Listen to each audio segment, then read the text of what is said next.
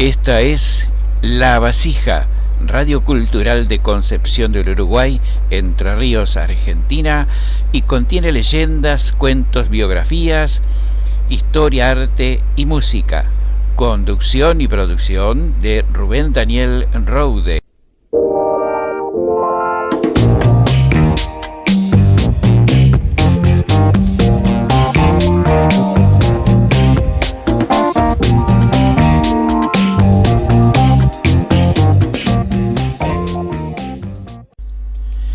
Un saludo cordial y los buenos deseos por tu amable escucha, y te adelanto lo que voy a contarte en este programa. Algo sobre mis años de juventud, sobre un trabajo que ya no se hace, un trabajo muy particular, también de mi inspiración, una poesía que he titulado Viejos Anteojos. Continuamos también con la saga de Tomasito, el anteúltimo capítulo, y algo de la historia de Entre Ríos, una batalla librada en el Colastiné y sobre uno de esos héroes de apellido Monteverde. Una creencia también popular y muy querida en la provincia de Corrientes, que se trata sobre la Cruz de los Milagros, una cruz que no le afecta el fuego, una historia muy, muy linda, y también un poco de muy buena música.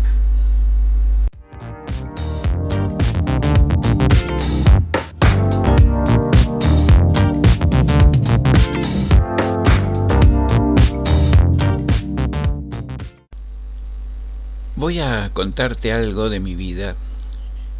Voy a contarte de un trabajo que ya no se hace.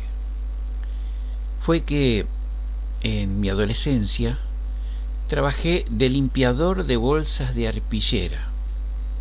Eso fue en un galpón donde acopiaban las mismas para esa tarea.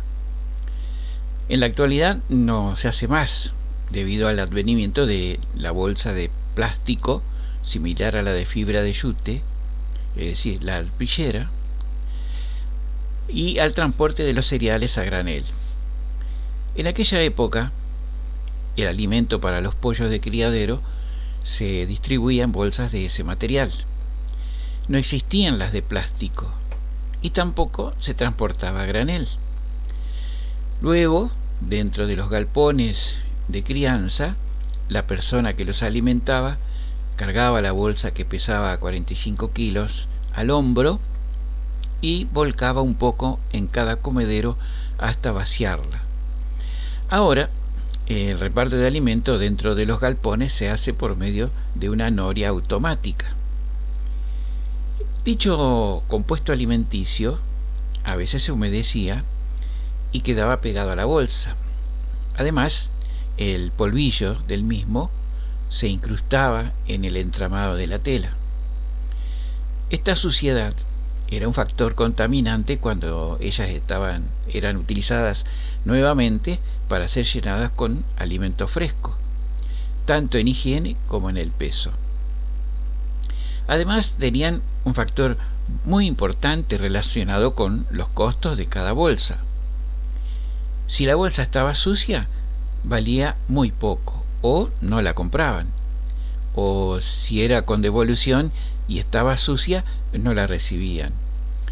Por esos motivos, la limpieza era de suma importancia, puesto que comprar una bolsa nueva equivalía a un costo muy superior, que influía en el precio final de la bolsa con el alimento. También se arreglaban las que estaban rotas. En otro sector había máquinas de coser, donde se emparchaban los agujeros con pedazos nuevos.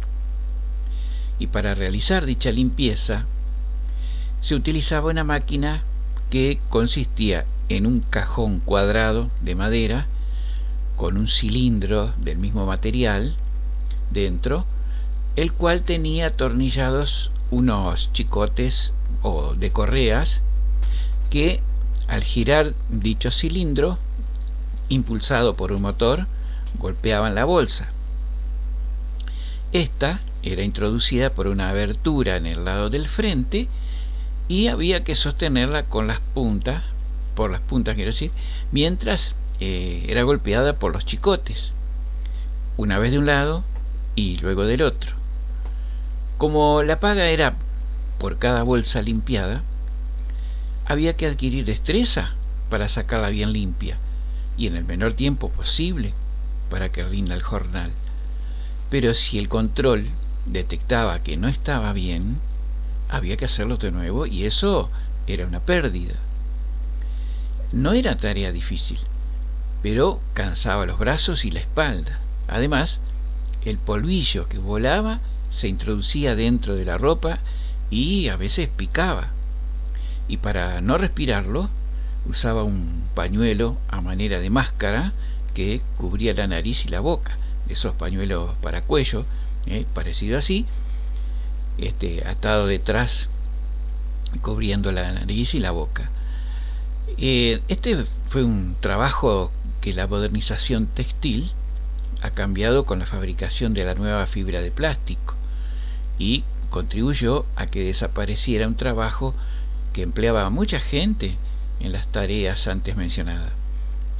A medida que avanza la tecnología, también van cambiando las tareas, dejando obsoletas y, por supuesto, desapareciendo del mercado laboral otras tareas, siempre tratando de mejorar la calidad de vida de las personas.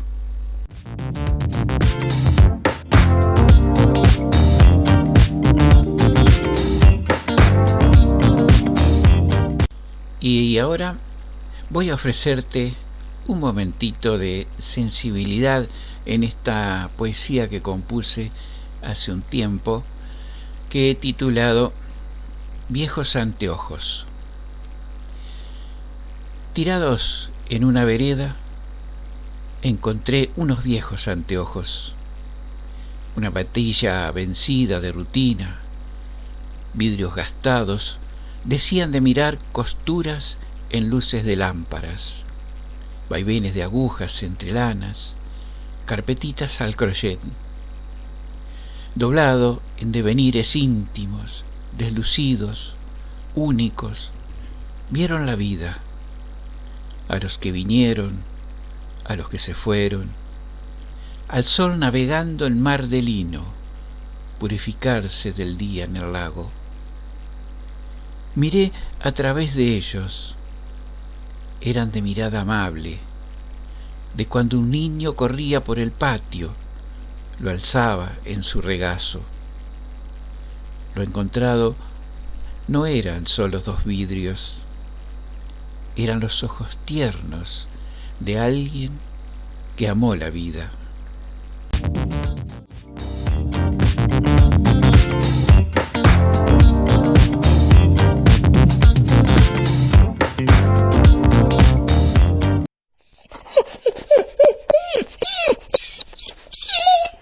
Quien tira en la calle a su mascota no es buena gente, nada le importa.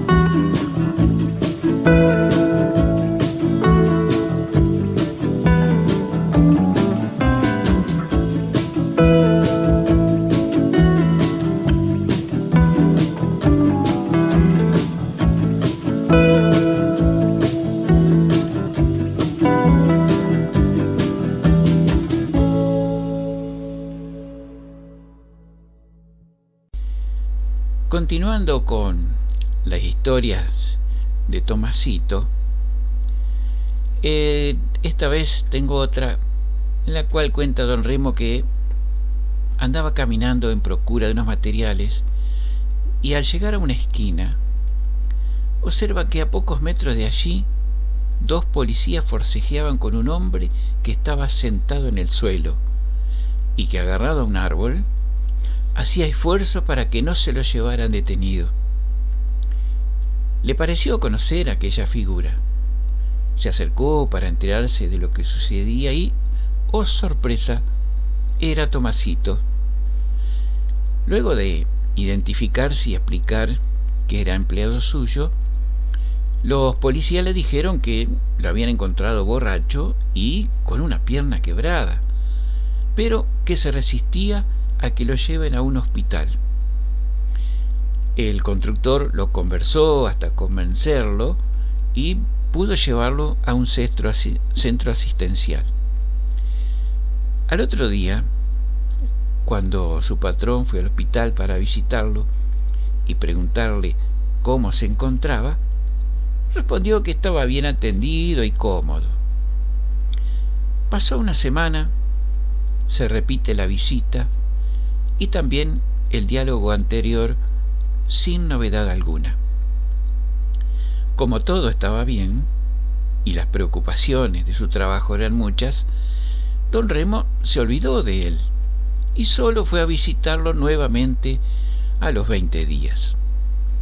Allí estaba, como siempre, acostado. Las mismas preguntas de antes sobre su estado y las mismas respuestas de conformidad, aunque tenía un pequeño problema, le comentó el internado. Le dijo que cuando se levantaba para ir al baño no podía caminar bien y enganchaba con el pie quebrado las cosas por donde pasaba. Sin entender lo que quería decir, lo destapó inmediatamente para ver lo que ocurría con esa pierna, y grande fue su sorpresa cuando constató que aún no había sido enyesado, y peor aún, que la pierna había soldado mal, quedando el pie torcido hacia afuera. Inmediatamente se dirigió a la sala de guardia, muy ofuscado, y pidió una explicación de tan bárbaro hecho. Los responsables, muy despreocupados, le respondieron que creían que era solo un borracho detenido y dejado por unos días hasta que se restableciera. Además, dijeron que nadie les comunicó que estaba quebrado. Así fue que al pobre desgraciado tuvieron que quebrarlo nuevamente para poder acomodarle la pierna y enyesarlo como correspondía.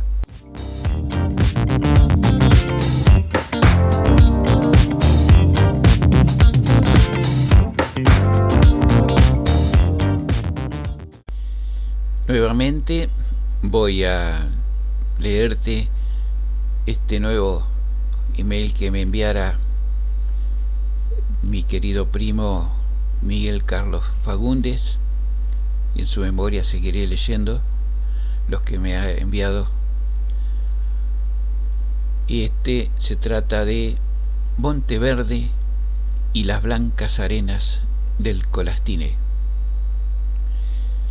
Cantares, romances, poesías, escritas o en el decir no escrito del Colastiné. Río con sabor a arroyo y arenas blancas, lindas para soñar. Ahora, en 1821, va cambiando su color a rojo. Cada marejada trae su tinta roja, pero de sangre. Y el tupido Monteverde deja asomar la silueta macabra de Monteverde. Cruel juego de palabras. Colgado en un palo de la goleta La Correntina, se desangra, ya muerto, Manuel Monteverde.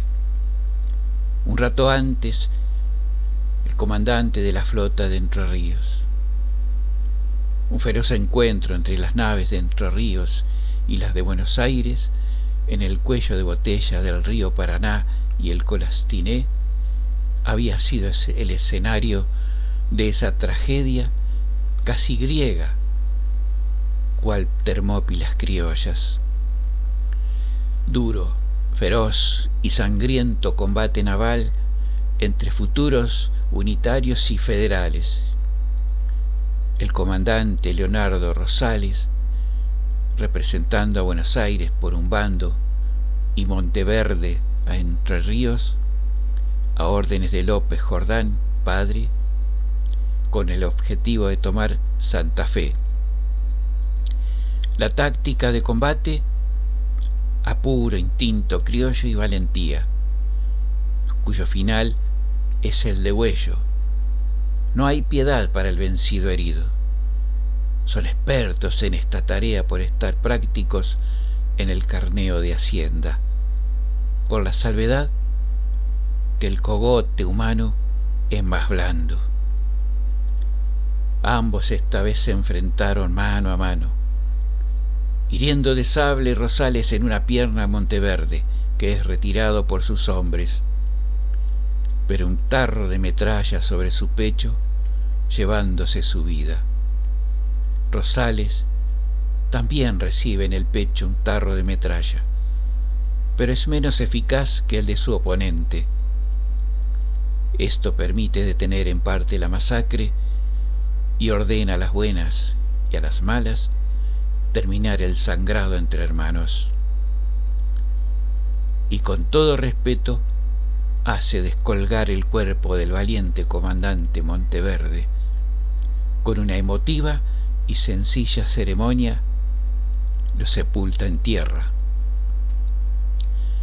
Homenaje justo para un héroe de nuestra historia argentina. Este valiente hijo de Italia había luchado en las filas de Napoleón contra los ingleses y al pisar nuestra patria la hizo suya. Conoció junto a Brown las jornadas de Martín García y Montevideo, ganando prestigio, medallas, condecoraciones y cargos navales, entre otras cosas. Luego, con discrepancias políticas, quedó enfrentado a Buenos Aires. Simpatizó con Ramírez, el supremo entrerriano, quien unos días antes nomás conocía para siempre la muerte en Río Seco. Final tremendo para un valiente, pero la historia se escribe así. Mírame bien, si le cuentas a alguien lo que pasó, vas a sentir dolor, mucho dolor, ¿entendiste? Yo no voy a decir nada. Te voy a tener vigilado, ¿oíste? Tranquilo. Amenazas, gestos groseros, miradas de odio. Esto es maltrato, bullying psicológico. El bullying psicológico es difícil de detectar, ya que el agresor permanece en el anonimato y la víctima no se atreve a hablar. Si ves a tu hija o a tu hijo muy callado o se encierra en el cuarto, si sus calificaciones han bajado, si ya no habla contigo, es posible que esté sufriendo bullying psicológico. El acoso escolar entre alumnos es una epidemia silenciosa. Vacúnate contra el bullying, denunciando a los agresores.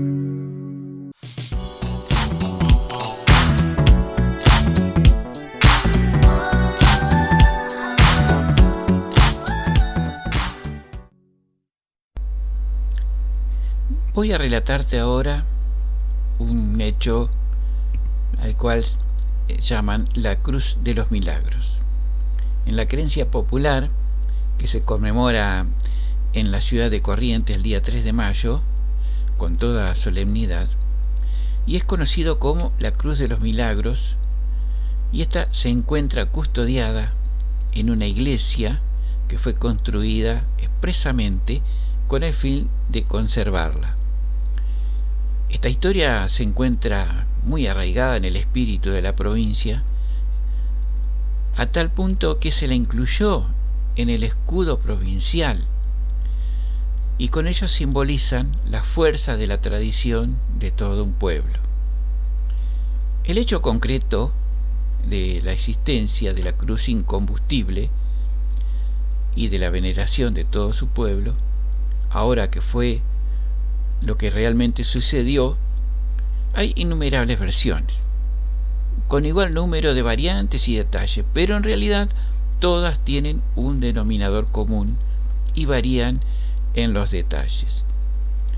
El hecho concreto es que, realizadas las primeras construcciones de la fortaleza que daría inicio a la ciudad recién fundada, o sea, se construyó iglesia, horca y ejido, los pobladores plantaron una cruz de madera en las afueras del fortín con el fin de recibir las bendiciones celestiales, ante las penurias propias, por supuesto. Los indígenas, en una oportunidad, atacaron en forma constante el asentamiento, y en ese intento, teniendo en cuenta la creencia de que destruyendo este símbolo que le daba poderes a los conquistadores, le prendieron fuego a la cruz. Primero se agotó la leña que habían encendido sin que el símbolo sufriera daño alguno. Y luego, en un nuevo intento, cuando uno de los aborígenes intentó encender una nueva hoguera para destruirla, cayó fulminado por un rayo, ante la vista de los defensores de la ciudad. Esto provocó el desbande de los nativos sobrevivientes. Incluso, en las versiones más radicales, se aclara que este rayo cayó en un día de sol brillante. Como sea, es importante rescatar la fuerza de esta cruz que dio a los colonos desde ese momento hasta nuestros días, manteniendo la veneración de este símbolo que representa la protección divina, y quien ha concurrido en reiteradas ocasiones, sobre todo en momentos de grandes penurias como ha sufrido nuestro pueblo. En las actas capitulares se refieren a que por el día 3 de agosto de 1649, cuando pesaba sobre la ciudad y su gente las penurias propias de una larga sequía, los cabildantes resolvieron recurrir a la protección divina, disponiendo llevar una imagen de la Virgen del Rosario hasta la ermita de esta cruz. Y estos actos se repiten a lo largo de la historia hasta los días de hoy.